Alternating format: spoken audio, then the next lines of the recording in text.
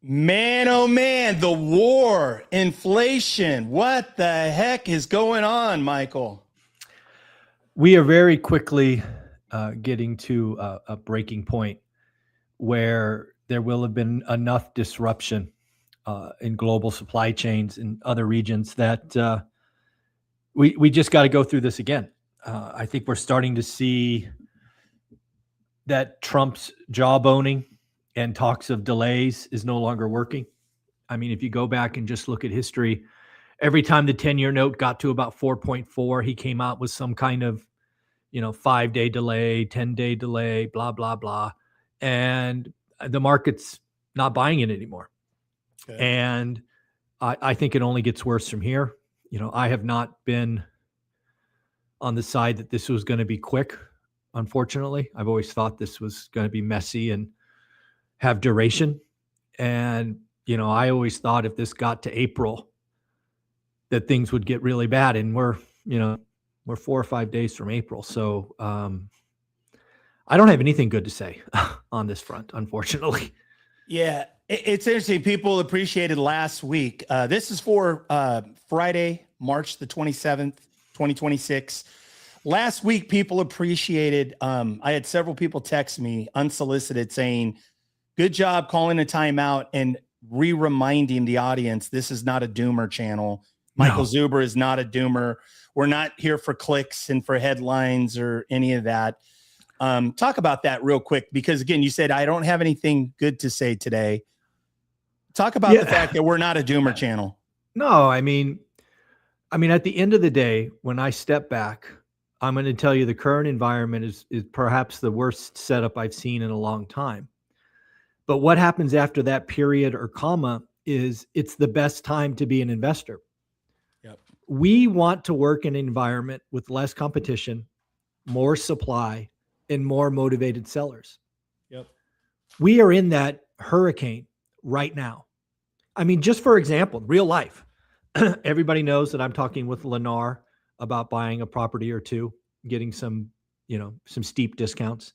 I just started conversations on a 42 unit portfolio buy, right? I'm trying to use this environment to get remarkably great deals, get some seller financing, and do some deals of a lifetime. I don't know that anything's going to transpire from either of these, but I've had more meaningful conversations from sellers who are somewhere between motivated and very motivated.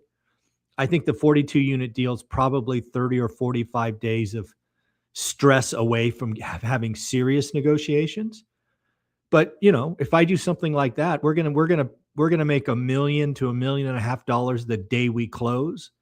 We're going to cash flow $5,000 to $8,000 a month as is before I raise rents. I mean, these are the kinds of deals that you can do when everybody is scared. When people are scared, buyers disappear and sellers do stupid things. So while I feel the environment is the worst it's been in my adult life, it's also the best, if you know what I mean, right? It's probably not the best because I think it'd be pretty hard to buy, beat buying $20,000 homes on the MLS. But it'll be the best buying opportunity in 12 years by a mile. So I want people to realize all the negativity I feel that's just what I feel after studying the economy for 30 years. And I have 8 years of track record of not being that guy. I just think this setup is horrible. This feels as close to the 1970s as I have seen. And I never thought we would repeat the 70s, but it feels like that's coming. Yeah, and I want to just say for the viewer, for the audience, and that there's two sides of it's kind of almost like the K-shape, right? The K-shape economy, in that if you're buying assets and you're on acquisitions, or you're really in a strong position in your business, this could be a great opportunity for you to expand and leverage and get better buys on deals and all of it. But also too, the doom, or not the doom, but the negative is that everyday people, it's going to be struggle. It's going to be struggle for the average household. And that's part of it. The only people that win in this environment are the people that are brave enough, the people that do the work, that are willing to invest when everybody's scared. It's hard. Yeah. I, luckily enough, have a 30-year track record of doing it multiple times. So it's second nature to me. So I'm excited. But I also have to realize that, I touch somewhere between 10 and 20,000 people every day. Most of them haven't been through an environment. Certainly most of them haven't done it multiple times. Right. So I have to appreciate that they're scared. But Yeah. if I can acknowledge their fear and say, do the work anyway, write the offer anyway, take advantage of the situation anyway, because I don't care what happens here. Even if we repeat the 70s, this too shall pass. Right. This too shall pass. The 80s, the 81 debacle, the GFC, all the COVID, all these things pass. And the only way to get wealthy is to own assets. And if you can own assets by buying them extra cheap, that's your job. Go nuts. There we go. That's our job, folks, doing the work. Let's keep going on the oil. I'm going to come back to the war because I have some questions, but I want to be sensitive on time. Yeah. Talk about oil. What's going on with oil, and how do you see the Strait of Hormuz? Just thoughts on this week with oil? So again, if you go back and you look at the last, what has it been, almost 4 weeks, President Trump has been successfully able to talk down oil, right? Hey, sent 15-point plan, did this, did that, and it caused a reaction. He tried that again last night and it didn't take. I think the market is starting to sniff out his bluster, and they're saying, doesn't matter, right? We have damaged the pipelines enough. We have damaged the supply chains enough that it doesn't matter what President Trump says. And that's the point where this thing gets stupid. And I think we're 7 to 10 days away from this going problematic. And what does that look like? I mean, that looks like oil over 125. If I'm right and the market stops believing President Trump in these negotiations and this, that, and the other, by the time we talk 2 weeks from today, oil will be at 125 or higher. I'm willing to put that on the line right now. That's just where we are. So, yeah. And then if you talk about the Strait, the only way that opens up, as far as I can tell, is boots on the ground, which is what I told you I didn't want. Right. This is like my greatest fear, is having to put boots on the ground. We're going to have to go take those islands.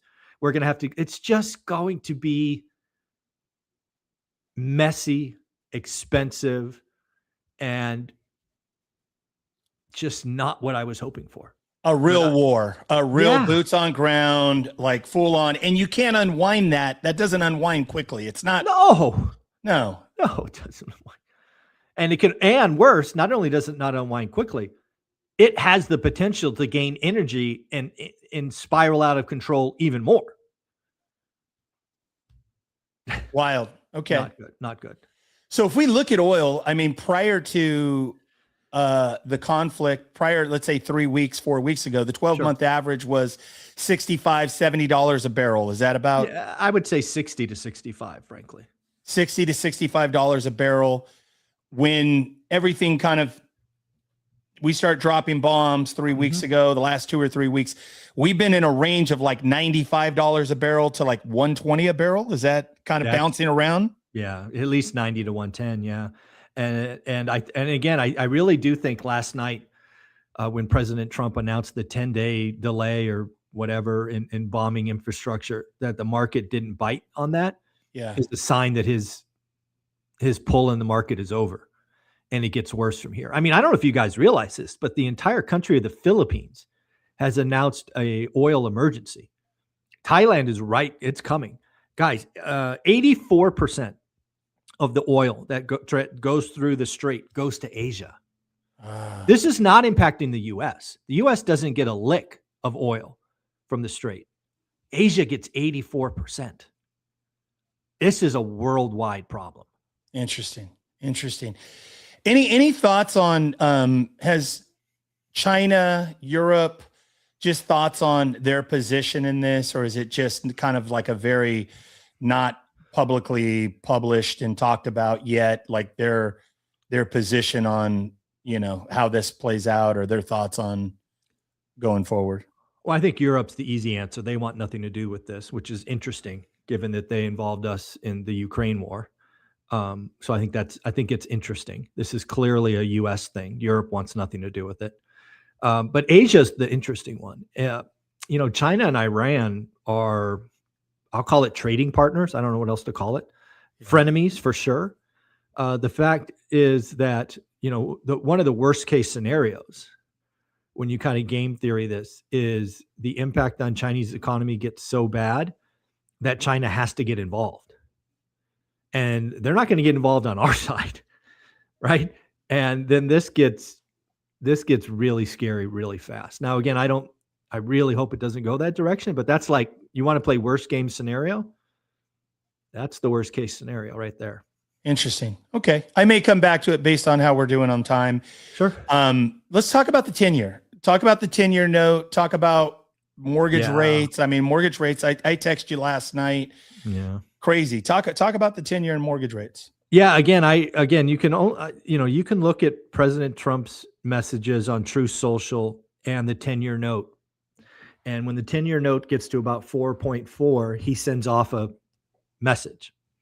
And for the last 2 or 3 weeks, it's worked. It's brought rates down immediately. Last night, it didn't work. I keep telling you guys the fact that his jawboning is not dropping oil and not dropping rates is a sign that this thing has got escape velocity. The 10-year's up again today, and there's nothing stopping it. It would not shock me if we see mortgage rates with a 7 handle sometime in April. Yeah, it feels like it, right? It was 6.56. Yeah. Or no, 6.63, right? Last night it was in the 6.6, yeah, 6.6. 6.6. Let's talk about inflation expectations. Obviously, oil's in everything. How do you see inflation, and what's the word on the street?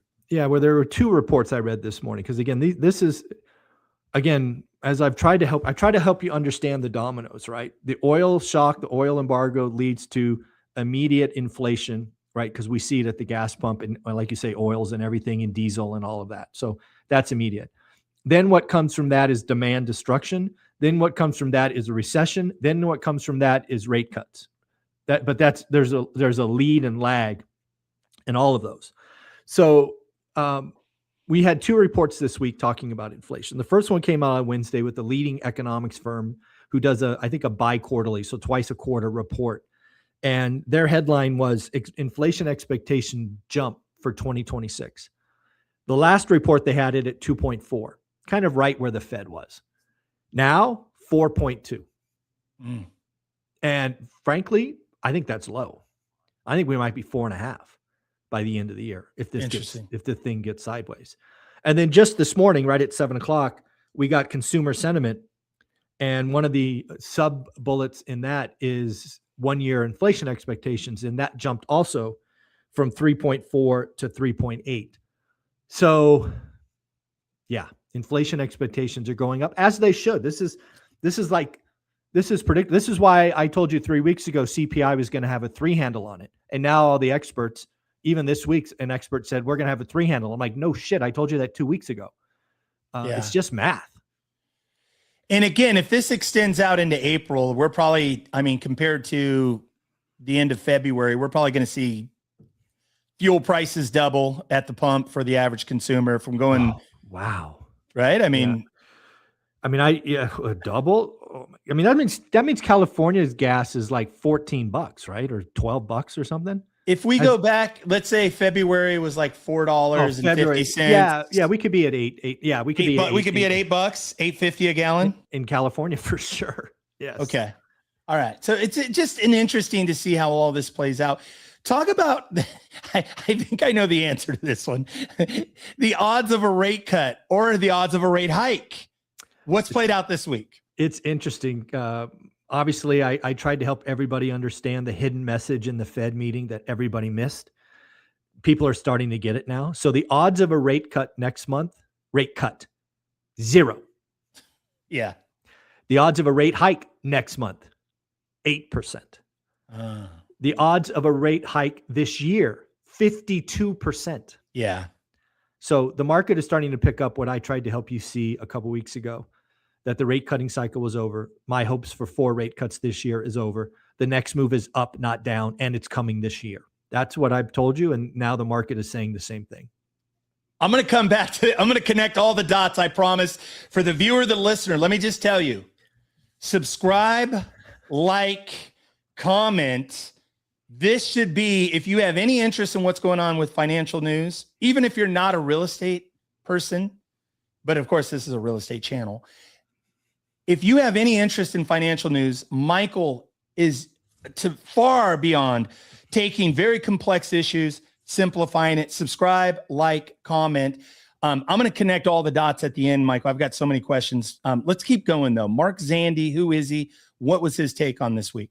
Yeah, Mark Zandi is one of the leading economists in the country. He's all over social media and on the networks.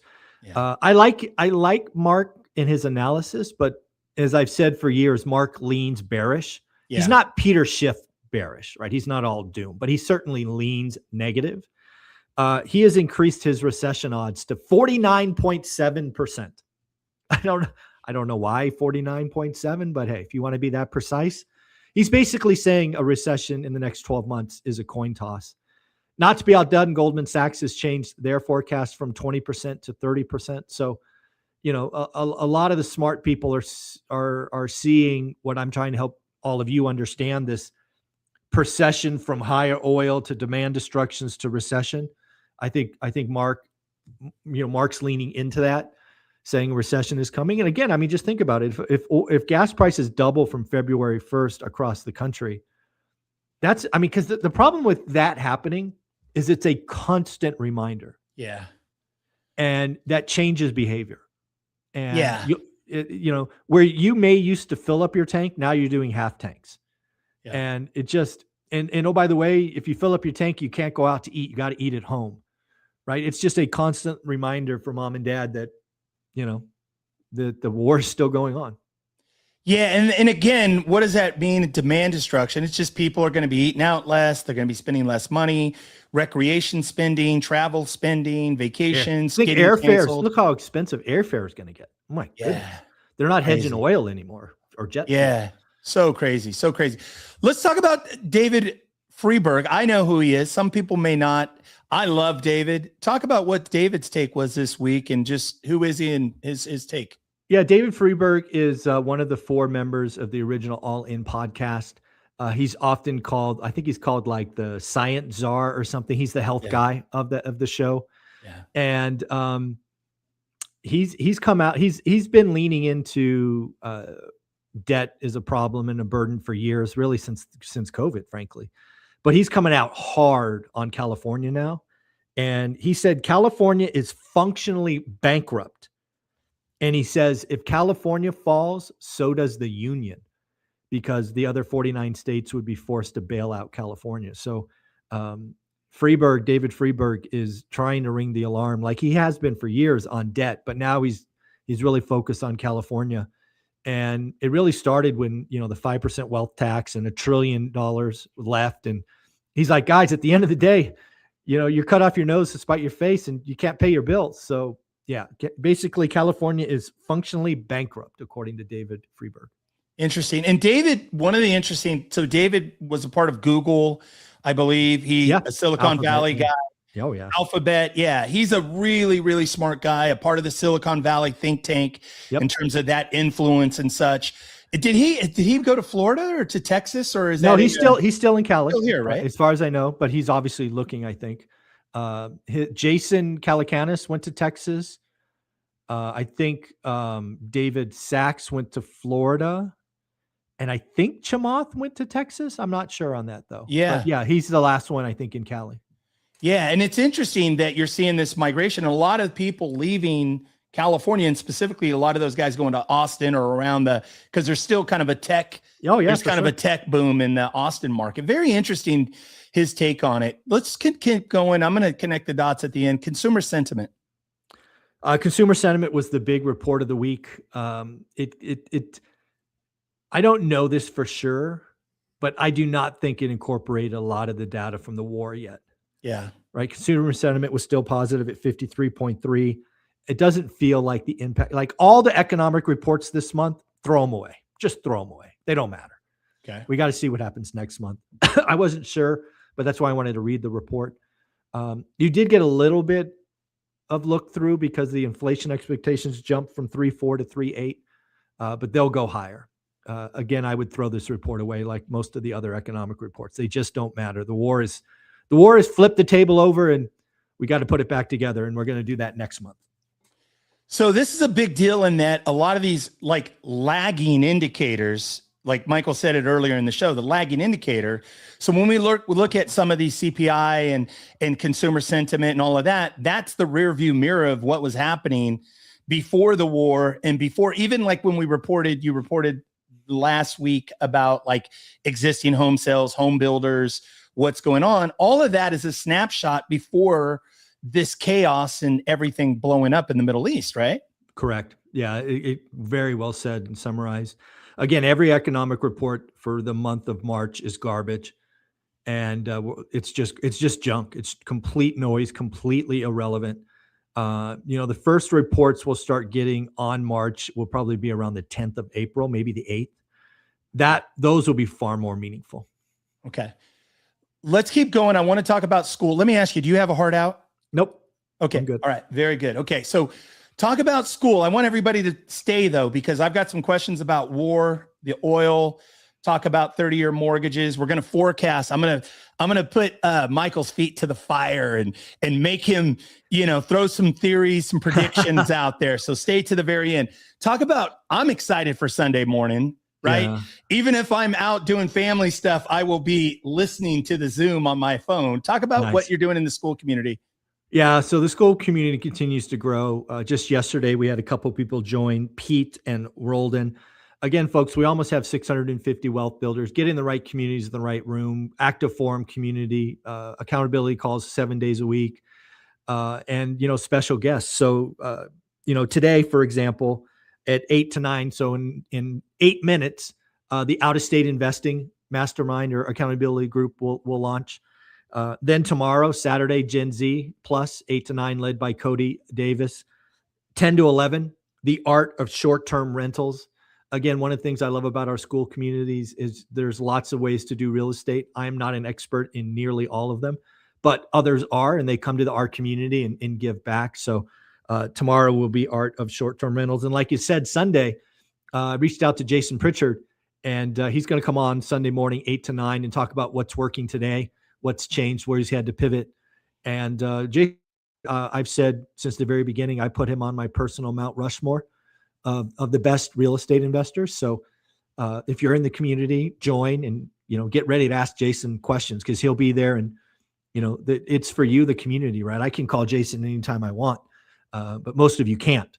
So get ready with questions for Jason. So Sunday, 8 to 9. So join school. $20 a month, 67 pennies a day. If you're serious about building wealth or getting started, there's simply no better place. We got all kinds of go-givers in the community. Ask your questions and just see the love from the audience. So it's kind of speaks for itself. So powerful. Jason Pritchard is brilliant. The guy is a high-level operator. I really love and respect. I feel like he's definitely one of the top operators in the country. And I know a lot of these guys. I've known all these guys for the decades. Yeah. And I got to say that Jason is brilliant. And again, you talk about being in it now. Like this guy is absolutely in it. He is all in. And I'm looking forward to Sunday, looking forward to the school session on Sunday. I want to go back to the war. Mm-hmm. So let me ask you this, like just your personal take. You do more reading, more research than anybody I know, and you break it down in such a clear, easy to understand, no BS, no agenda. This is what you see happening. Mm-hmm. Is there a possibility that Trump backpedals out of this? Is there any way that he can actually backpedal out of this, not deploy troops, and just say, well, we're going to, can this kind of be like tariffs, right? Mm-hmm. Which was tariffs, ended up that it kept getting extended. Tariffs, which was supposed to happen in a week or two, the first week and a couple weeks in office, turned into 6 or 9 months and still kind of going on with Supreme Court stuff. Could that happen with Iran? Could he just totally back out of this? Save face? Well, so there's multiple steps to that. So could President Trump 10 minutes from now declare victory and in Iran. Absolutely. He could do that any minute if he wants. Will the rest of the world believe it? Probably not. But he could, absolutely.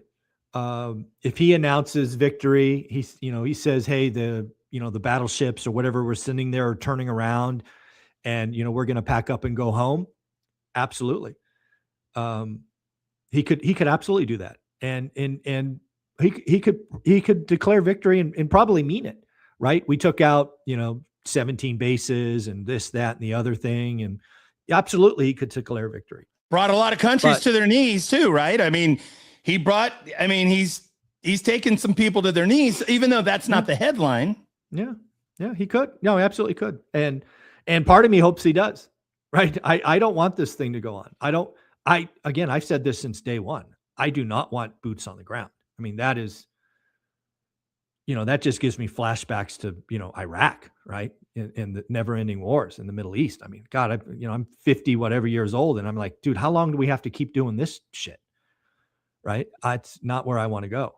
But yeah, he could absolutely do that. And I think there's a lot of people out there that think he will, but I'm just not in that camp. I think he has a bigger mission. Do you think if he does, do we return to order within weeks or months? Probably months. Because again, we've done a lot of damage to infrastructure. That's not going to be a switch. Months, not years. You need months for the bond market to normalize and get stable. No, I think the bond market would normalize in days, probably days or weeks. The oil market, that's going to be months. That's months. So meaning we go from plus or minus $100 a barrel, and it takes months to get back down into the 80s, 70s. We probably immediately go to 90s. And then it just because it'll be a while. I mean, even if the infrastructure isn't damaged, they're shut in, which means it takes them weeks to get it going again. And I think the Strait of Hormuz is so backlogged and people probably won't trust it for a while. It's weeks, months, maybe. Yeah. Let me go the other side of the coin now. So we say, okay, we've got troops on battleships headed that way. They're probably in proximity already. I've heard different numbers, 3,500, like 5,000 troops, 3,000 or 4,000 Marines. You've got what do you know the numbers at all, Michael? I've seen between 3,000 and 5,000 Marines are within 24 hours of that region. Okay. And getting closer with every passing minute. So let's just say that we switch to the next series of that. There's no fast way out. That turns it into at least 3 to 6 months, 9 months, and who knows, maybe 2 or 3 years of who knows what, right? Or how do you see that playing out? Again, I am no military expert and certainly not a Middle East expert. But again, just looking at the map, it feels like you've got to take those islands. I think there's one called Krag or whatever it's called. Basically where where all the oil infrastructure is that loads the cargo ships. And again, these islands aren't really full of enemy forces. So taking them are probably days or weeks. But again, boots on the ground mean death. And that's God, I'm so tired of losing US soldiers for stuff like that. But we probably successfully take them, but then we just become targets. It's like target practice, right? People launch bombs from the other side of the waterways and you've got, seconds to react. Yeah. And then that becomes months. And then they've got to build security and different forces in there to protect what they just took. And there's an infrastructure. Okay. All right. So I see with the head shake. Okay. So let me transition though. Let me ask probably the next question that it makes a lot of sense in that if that happens, this is going to be at least 3, 6, 9 months. We're probably going to fall into a recession. Yes, for sure. Yeah, because if that happens, oil goes to 150. It just does. It might go to 200. What's the difference between 150 and 200 oil? We start taking out oil refineries. If we start bombing, or either side starts bombing actual oil refineries, oil goes to 200. Okay. which means inflation rips, which means destruction demand, which means a lot of pain in all economies around the world. Around the world. And this is important, probably the least in the US. Think about that. Yeah. Right? 82 or 84% of the oil goes to Asia. Got it. Right? This will impact us, no doubt, but it won't impact us the worst. Interesting. So then let's fast forward. Then we get into the recession. Let's just call it probably end of third quarter, fourth quarter. And then we start to see the Treasury and the Fed start pulling levers of interest rates and rate cuts and those things. So even if it is going into wartime, true wartime, boots on the ground, we fall into a recession, and then we start to see levers pull to try to stimulate the economy. I would say the first thing the Fed does is raise rates probably in August or September. I haven't looked at when they're meeting, so I don't know. It's probably September because they usually are in Jackson Hole. To raise rates. First, they got to raise rates. To curb inflation. To show that they're doing something. Yeah. Right. Because you can't have gas at $7 or whatever. It'll be $6.50. Okay. They got to do something. But then that just further dents the economy. And then they're probably forced sometime in Q1 of 27 to save the economy. And that will mean a series of rate cuts. Yeah. Interesting. Talk about opportunity. Folks, get involved with the school community. I'm telling you, Michael Zuber, he does the work. He's not a doomer. I said that earlier in the show. If you just popped on, I want you to know we're not doomers here. He just calls it like it is. Mm-hmm. So talk about opportunity one more time and then talk about school one more time as we end the show. Yeah, at the end of the day, again, as I've said, I can only tell you how I feel, and this feels like the most chaotic moment of my adult life. However, that also means it's the greatest opportunity. I mean it when I say this is the best buying opportunity for real estate investors in the last 12 years. I am working on a couple of deals already, and likely we're working on a dozen more that will make deals I did the first 20 years look like child's play, right? I already told you earlier, I've just started playing with a 42-unit portfolio, right? This portfolio probably a year ago would have sold for near $10 million. I'm starting to play with it at about 6.5. I'm going to probably try to do a 50-40-10 with velocity. So give the seller 60% and then they're going to carry 40%. But I'm going to get that 40%, 0% interest with single payments once a year. That's the kind of structure I'm putting together. And hey, if that one doesn't go anywhere, there's other deals coming. So again, where there is chaos and fear, there is tremendous opportunity. And where there is great fear, there is great opportunity. As somebody who is routinely run into the fire, I'm already running into the fire. And dude, I'm like the only one there. How can I be talking on a 42-unit property that would have gone for 10? We're starting to play with it about 6.5. I couldn't do that if there were other buyers competing with me. Right. It's just, but I'm not going to sit here and tell you, I think, the economy's booming when I don't think it is. I'm not going to lie to you. There's like no benefit to me to lie, but it is what it is. I don't think this Iran thing's going to be quick. Again, as I've said since the beginning, I hope I'm wrong. I hope Trump is the master negotiator and he can declare victory. And, the Strait of Hormuz is like an open five-lane freeway. And this is all better tomorrow. I hope he does. It's just not what I think is going to happen. Sorry. Here we go, folks. Get involved with School. Subscribe, like, follow, folks. Thank you for watching. School Sunday. Jason Pritchard, the best $20 you'll spend this weekend. The best $20 you'll invest in yourself. You're going to blow $20 on a coffee and a muffin today, tomorrow, Sunday. Spend $20. Get involved with the school community. If you don't like it, hey, no big deal. But I guarantee you, Jason's going to blow your socks off. I'm looking forward to Sunday. Michael, thank you for all the work that you do. Thanks, family. Take care. Dudes.